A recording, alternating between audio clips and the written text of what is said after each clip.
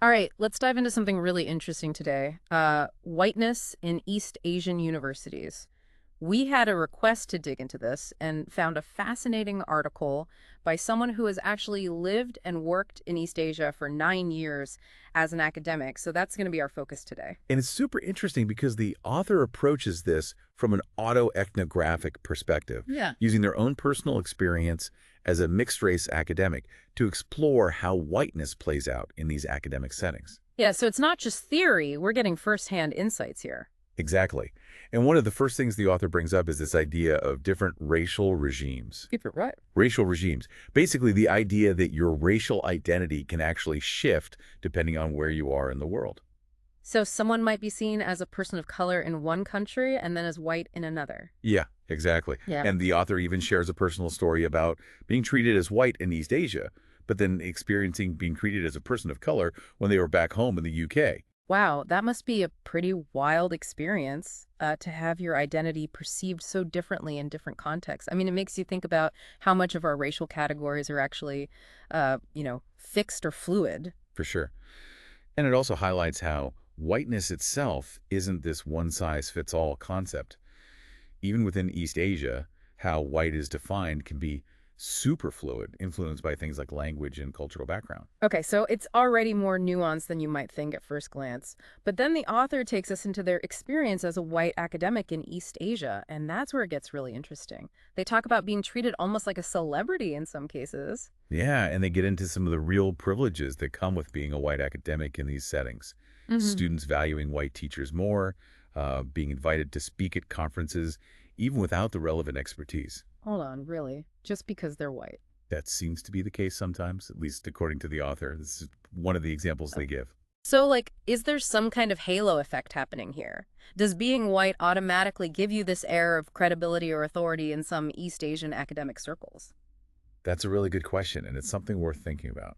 The author even brings up this concept of institutional whiteness, Meaning? meaning that some East Asian universities might actually be set up in a way that favors white academics. Oh, interesting. So you're talking about hiring practices, promotion policies, or even just the way they present themselves in promotional materials and things like that. Exactly. And, if we zoom out a bit, this kind of ties back into that legacy of colonialism we've talked about before, that idea of Western and specifically white intellectual superiority. And unfortunately, some people in East Asia have kind of internalized this idea. So they might even be rejecting parts of their own culture to fit into a system that values whiteness. That's definitely something the author observed, yeah. Hmm. They even talk about meeting one East Asian scholar who seemed to downplay their own culture all the time, almost trying to be less Asian and more Western. That's so sad, though, isn't it? It really is, and it shows how deeply this stuff can run. But then the article takes a bit of a turn. Oh, how so? Well, the author starts talking about these times when whiteness actually wasn't a privilege in these universities.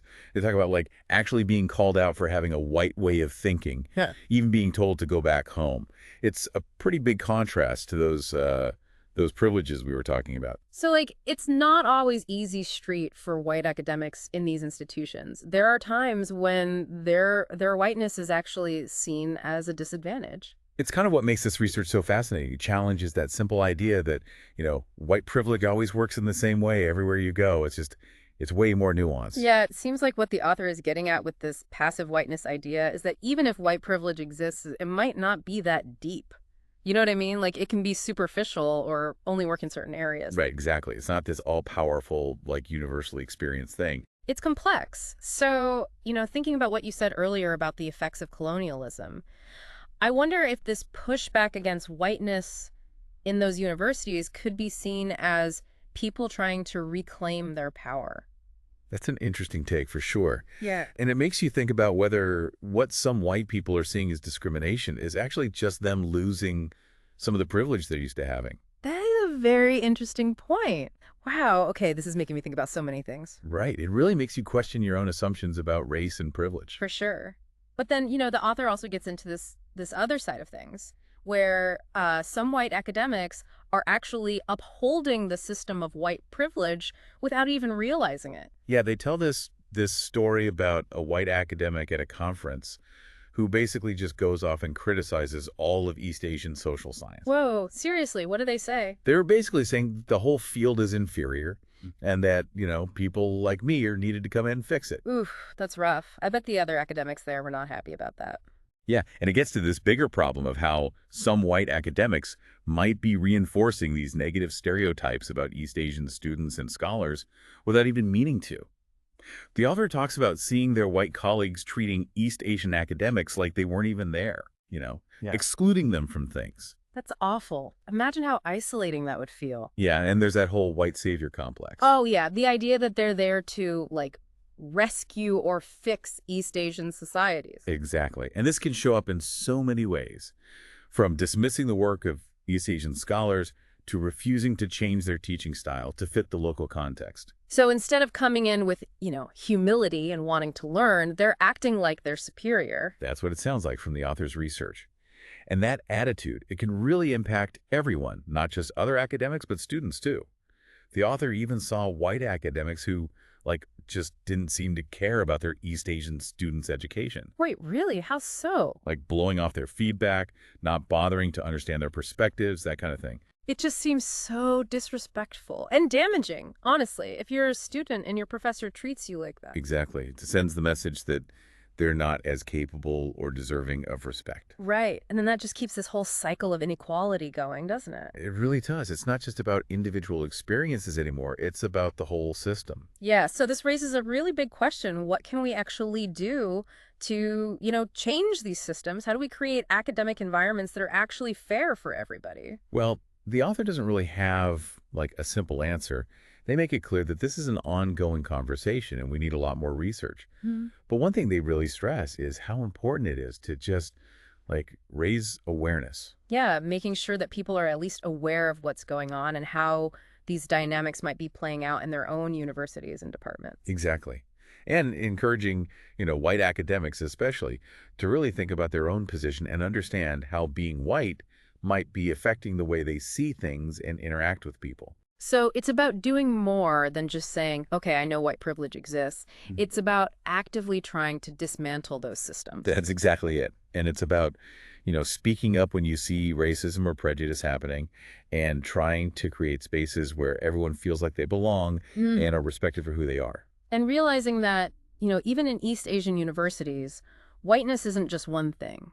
We've seen how it can be both a privilege and a point of tension, right? Absolutely. And, the author reminds us that even in a place where whiteness often has an advantage, there can be people pushing back. They tell this story about an East Asian academic who basically just mocks their white way of thinking to their face. Oh, really? Tells them they need to adapt to the East Asian way of doing things. Yep. And it just shows that these dynamics around race and power are constantly changing, and we have to pay attention to those subtle differences. It's not a simple issue. Definitely not. And as the world becomes more globalized, these issues are just going to get more and more complex and intertwined. Absolutely. And the author ends by saying that we need to keep researching how whiteness shows up in different educational settings all over the world.